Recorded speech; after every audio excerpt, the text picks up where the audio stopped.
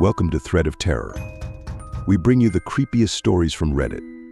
Dim the lights, grab a blanket, and hit subscribe so you never miss a scare. What is the creepiest and most unexplainable paranormal experience you've ever had? Story 1. Bathroom Mirror. I lived in an old 2-bedroom, 3-story walk-up apartment for a time in my early 20s in Toronto. A few days after moving in, my roommate Mike mentioned one morning that I had been banging on the wall that separated our bedrooms and pacing back and forth across the apartment at night. I had done no such thing, so we agreed he must have been dreaming, or it was noise from other apartments. We decided it was nothing and left it at that, but this became a regular nightly occurrence. Shortly after, I started noticing a strange and unpleasant smell at certain times in my bedroom. It was a cloying odor, like cheap women's perfume mixed with a damp, musty smell. Imagine old clothes left on a damp basement floor near a litter box that was not cleaned often enough, and you get the idea.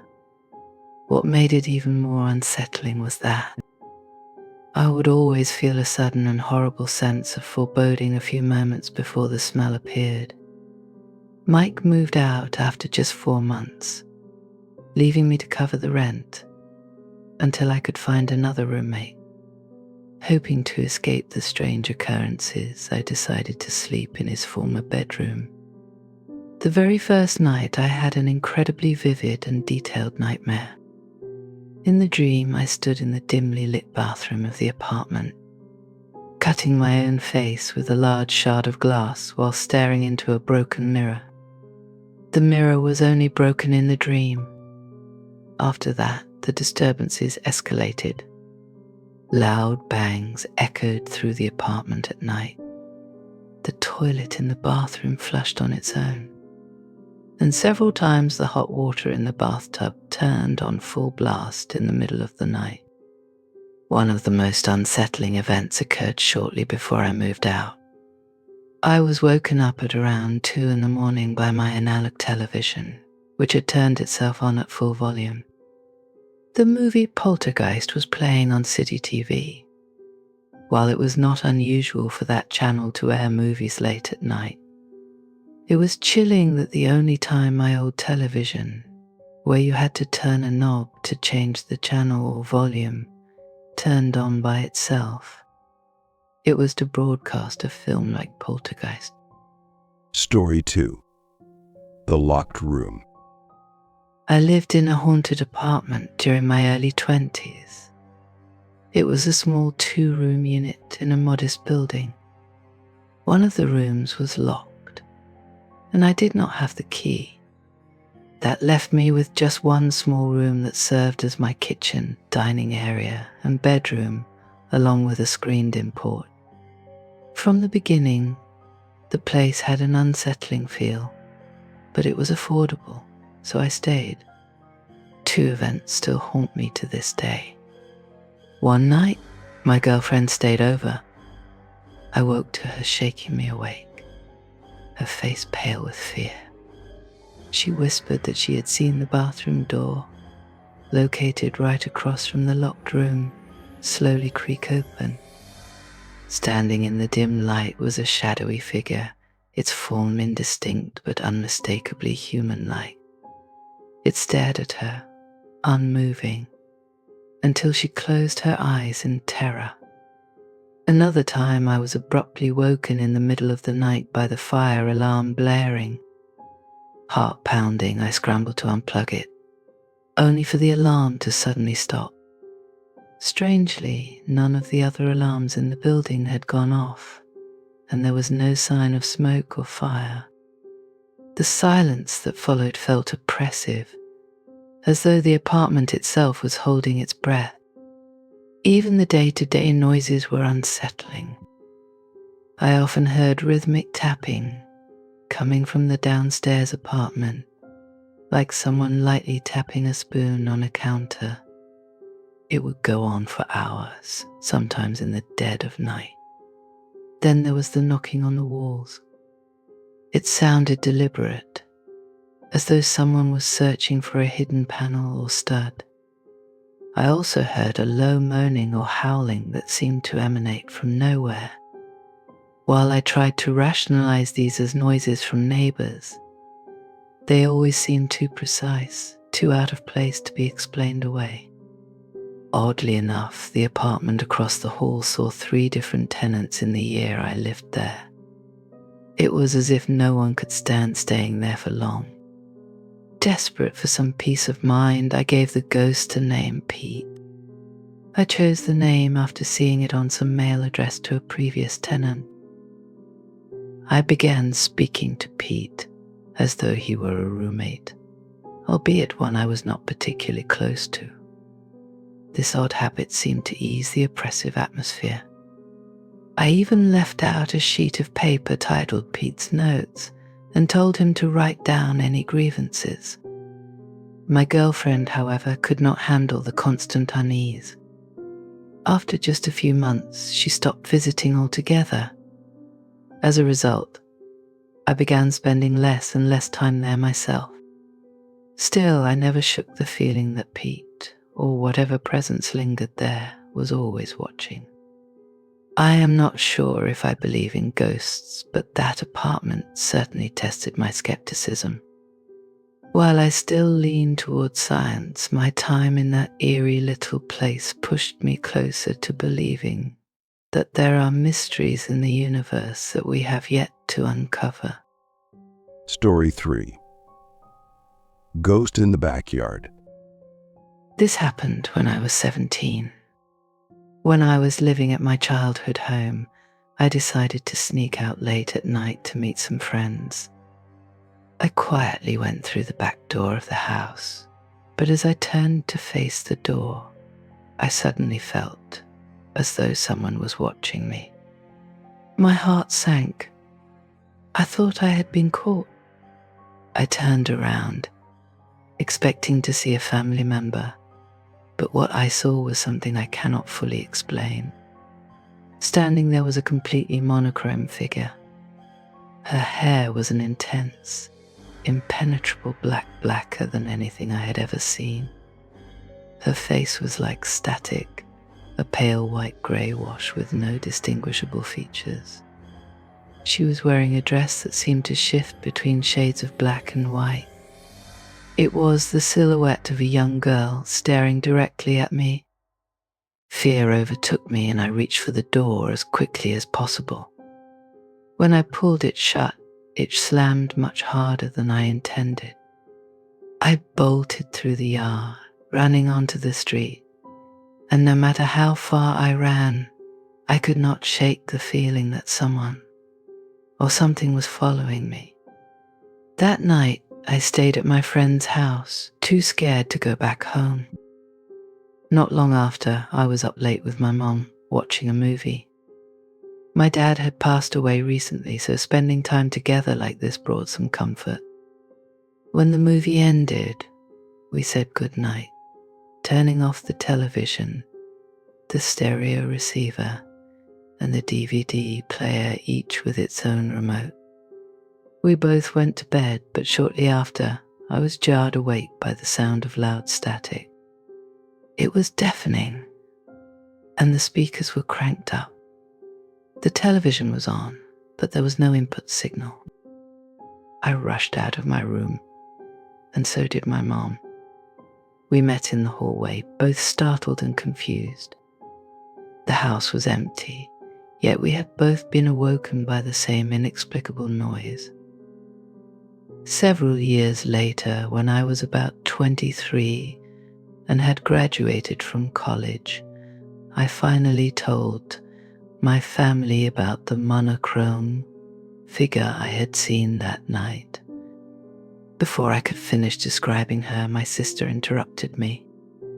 She described the same ghostly figure, a young girl in a sundress, and mentioned that she and her friend used to see the girl playing in our backyard. She estimated the girl looked about 12 years old.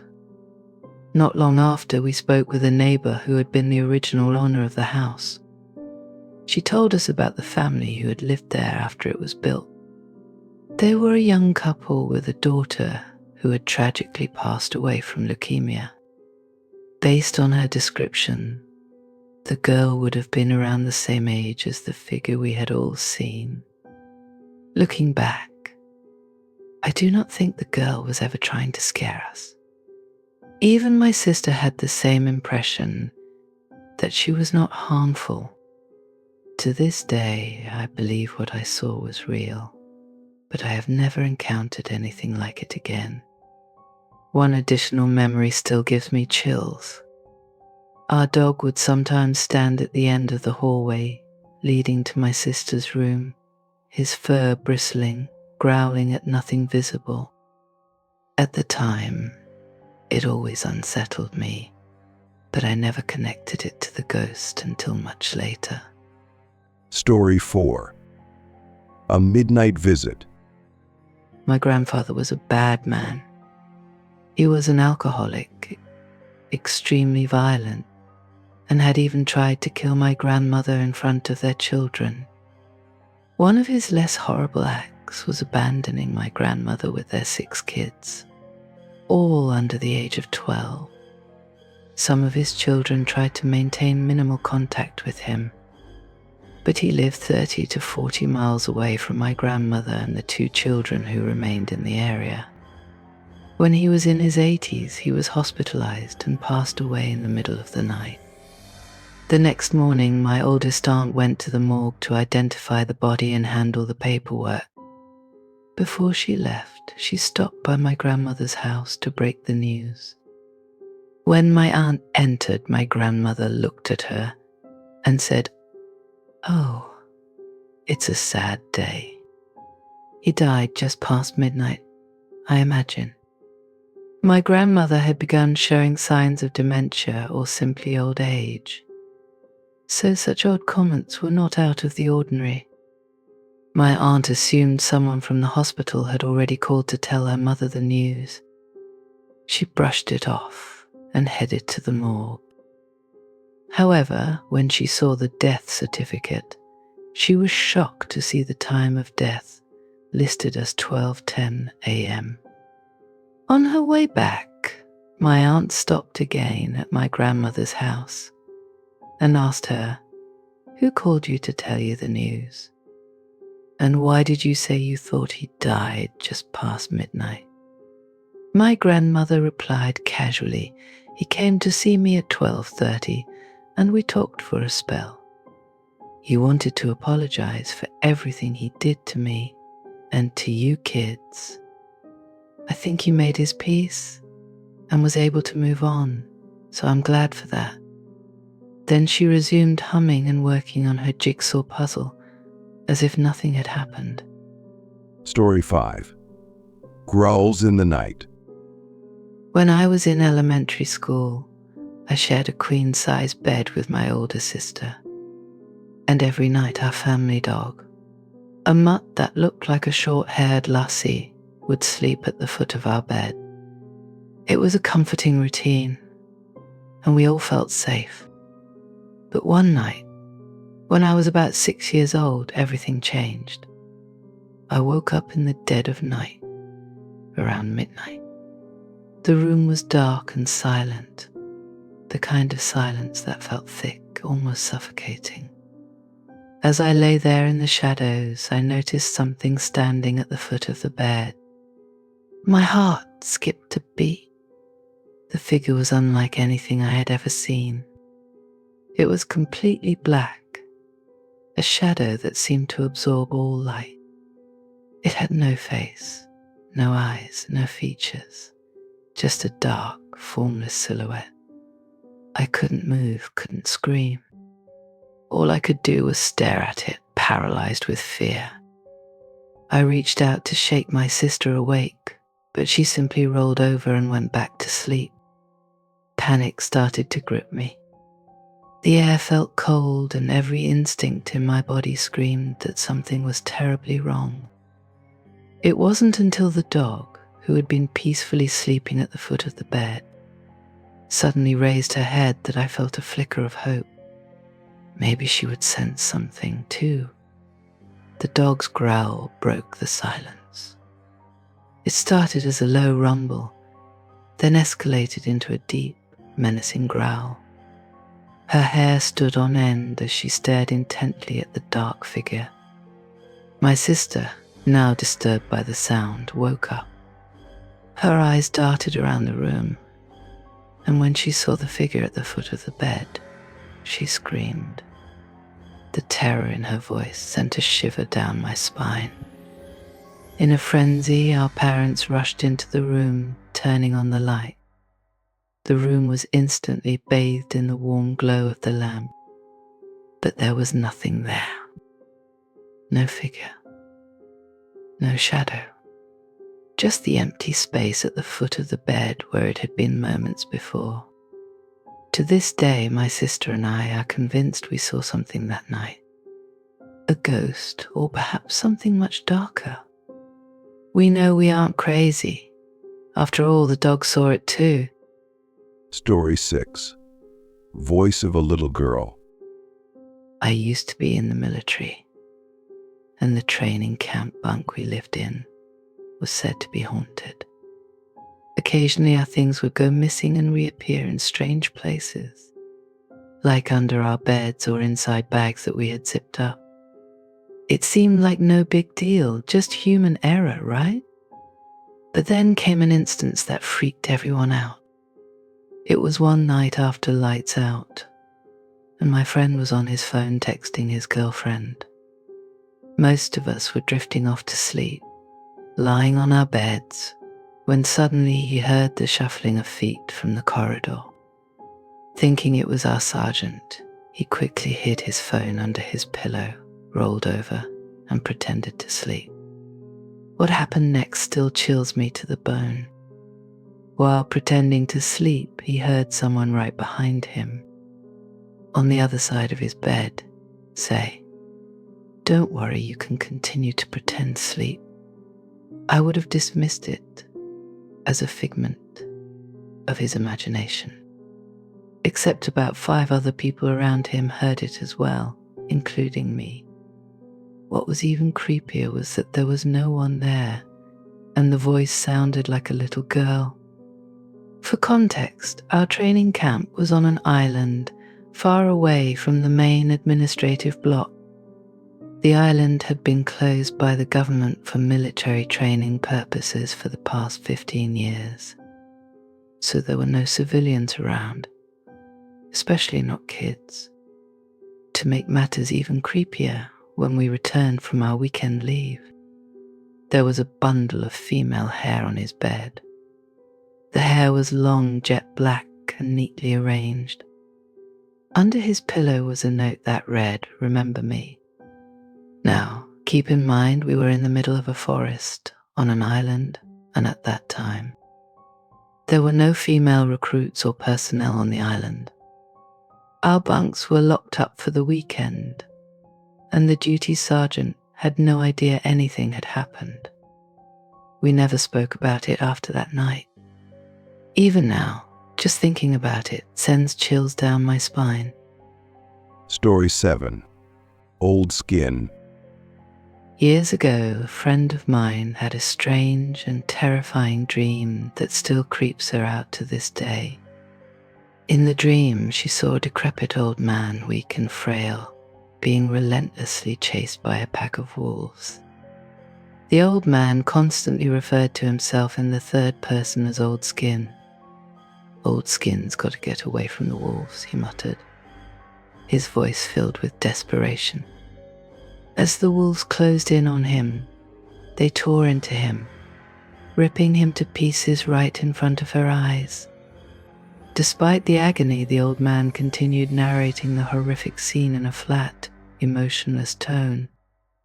"Old Skin's being eaten alive, Old Skin's gonna die," he said over and over.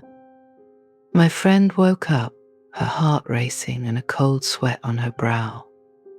She felt an overwhelming sense of unease but dismissed it as just a bad dream. However, the strangest part came when she began telling her brother about it.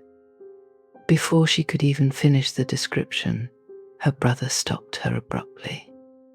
Was his name Old Skin? He asked, his face pale. To her shock, her brother revealed that he had the exact same dream. The old man, the wolves, the self, referential Old Skin, everything. They had shared the same haunting nightmare without ever having spoken about it before. My friend still doesn't know what to make of it. It could just be a strange coincidence, but the fact that her brother experienced the same terrifying dream makes it feel much more unnerving. Story 8. Whisper from the Closet. When I was a kid, my brother and I often found ourselves stuck babysitting the neighbor's son, Alex. Alex was around the same age as me, and he loved playing with my Lego set, which I had set up in the corner of my room, facing the window. He could play for hours, staying completely engrossed in his toys, while my brother and I spent our time in the living room playing video games. One night, after a long day of babysitting, I fell asleep on the couch, waiting for my parents to come home. My brother came to me in a panic and whispered, "Alex is under your bed and shaking." I immediately sat up and asked, "What's wrong with him?" My brother urgently told me to follow him to the room and try to talk Alex out from under the bed. I felt a chill as I followed him into the room. When I walked in, I found Alex trembling uncontrollably, clearly on the verge of tears. He was curled up under the bed, shaking with fear.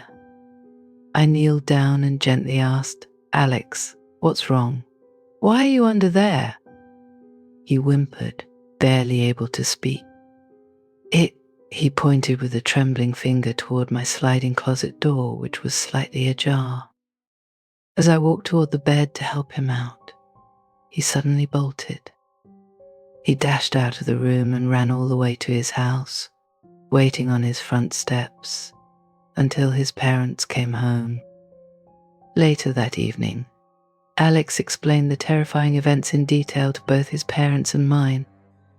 My brother and I went to meet up with them to find out what happened. And hearing Alex's story sent a chill down my spine.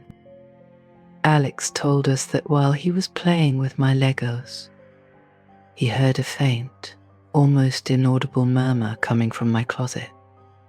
It sounded like someone whispering, "Come here." He turned around and noticed that the closet door was cracked open, just enough for a sliver of light to peek through from my lamp.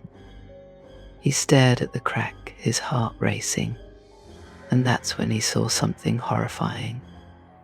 An eyelid opened, slowly, and Alex could make out the shadow of a man in my closet. Panicked, he let out a small yelp, which alerted my brother to come check on him. Alex scrambled to hide under the bed, too terrified to move.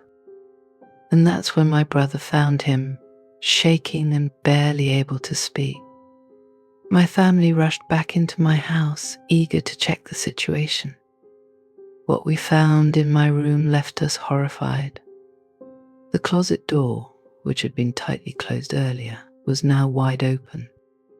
My window, which I had clearly shut before, was now ajar. Several things in my room had been knocked over, things I knew hadn't been touched earlier. It felt like something or someone had been in my room. We still don't know what kind of force we were dealing with that night.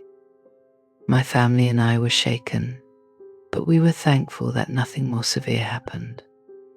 However, to this day, we still don't talk about it much.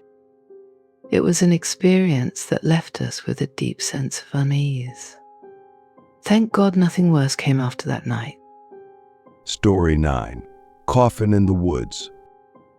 I was running on the trails at the Nathan Hale homestead, an 18th century farmhouse and property of a Revolutionary War hero in Connecticut, which is only about a 10-minute drive from my grandmother's lake house.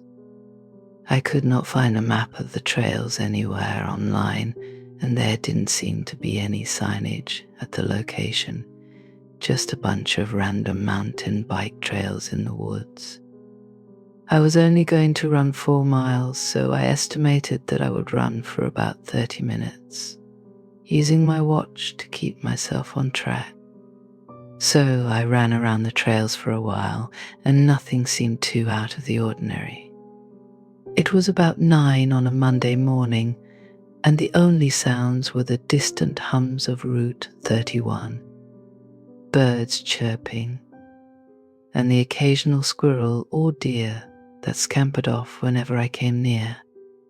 The trail seemed to wind around a lot, and if not for my better than average directional skills, humble brag, I could have easily gotten lost. About 20 minutes in, I saw something strange about 50 meters off. A finely polished, light-colored wooden coffin. I was a little weirded out, to say the least, and waited until I got closer for a better look. I rounded a corner where several old tree stumps blocked my view, only to find that the coffin had disappeared. Where it should have been was a clump of ferns. Odd. I turned around shortly thereafter and made my way back to my car. I was maybe a half-mile out when I heard a very distinctive knocking on a nearby tree to the rhythm of shave and a haircut. Tock, tock, tock, tock, except no 2 bits. I was a little spooked, but chalked it up to be a woodpecker or something. However, not 30 seconds later, there it was on a completely different tree up ahead somewhere. Tock, tock, tock, tock. I picked up the pace. The trail widened a little, and I could see way ahead the entrance to the parking lot where my car was. There it was again, on a tree seemingly right next to me. Tick, tock, tock, tock. I truly started freaking out and began to hurry back to the lot. I was nearing the opening when time seemed to slow down. All of a sudden, it felt like the temperature dropped about 20 degrees.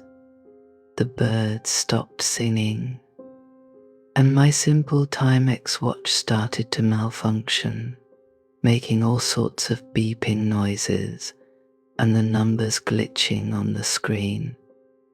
The beat sounded impossibly loud this time, like it was hacked into every surrounding tree with a hand axe. An overwhelming sense of dread washed over me as I anticipated hearing the 2 bits refrain and perhaps worse. I burst into the parking lot, and everything went back to normal. The temperature was back in the mid-70s and birds were chirping away. I looked at my watch, only to discover that it had gone completely blank. I stood there and stared at it until it flashed 12 a.m. Monday, January 1st. My watch had reset itself. It had never done this before. I got into the car and started the engine. The clock on the radio display read 12 a.m. That couldn't be right. It should have been around 9:30 or 9:45 at the latest. I put the car in reverse and backed up to where I could clearly make my way out to the main road. However, as I was about to put the car in drive, as it sat there, I heard a sharp rapping sound on the back window, like someone hitting it with their knuckles. Tuk tuk. There was no one else in the parking lot when I had finished my run. No cars, no nothing. I didn't dare look back and quickly drove back to my grandmother's house.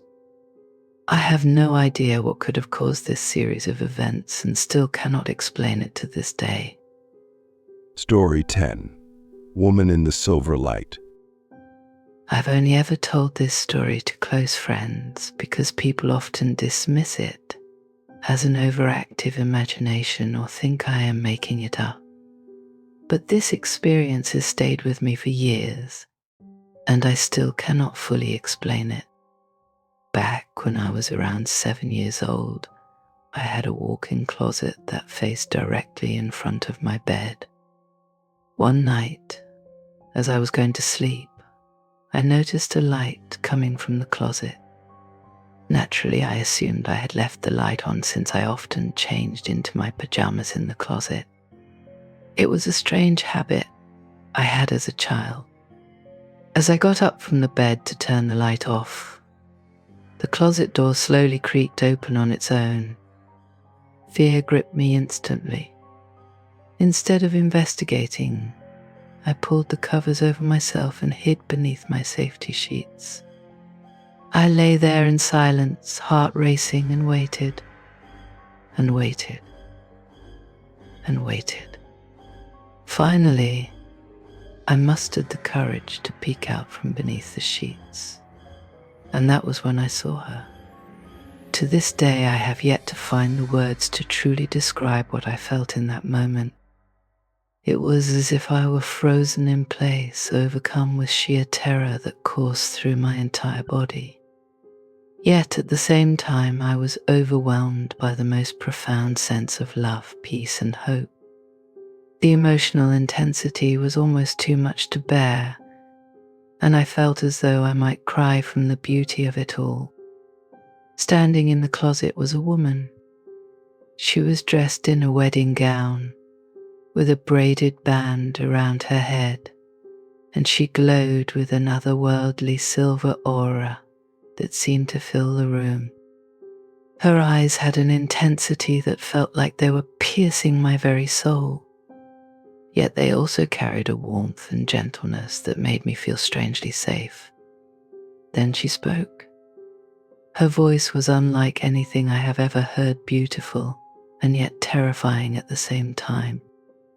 It was as if someone had taken the sound of a rattlesnake poised to strike and somehow transformed it into something hauntingly melodic. She simply said my name, "Come with me." I just stared at her, unable to move or respond. Slowly her silver aura began to fade, and then she vanished altogether. When she was gone, I felt an overwhelming sadness. I cried through the entire night and into the morning, and when the tears finally stopped, I felt completely drained. I remember being so dehydrated afterward that it left me weak for the rest of the day. What troubles me most is that the experience did not end there. Every now and then, even now, I hear that same voice calling my name out of nowhere. This encounter has haunted me ever since.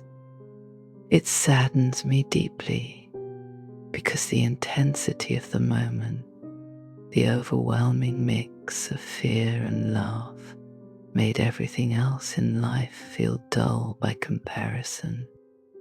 Over the years, I have tried to research what I saw that night, but I have never found anything that fully explains the experience. If anyone has encountered something similar, I would love to hear your thoughts. Thanks for joining us on this terrifying adventure. If tonight's story gave you chills, let us know in the comments below and share your own scary experiences too. Don't forget to leave a like if you want more nightmares and subscribe if you haven't already. Until next time, sleep tight and remember, not all shadows are empty.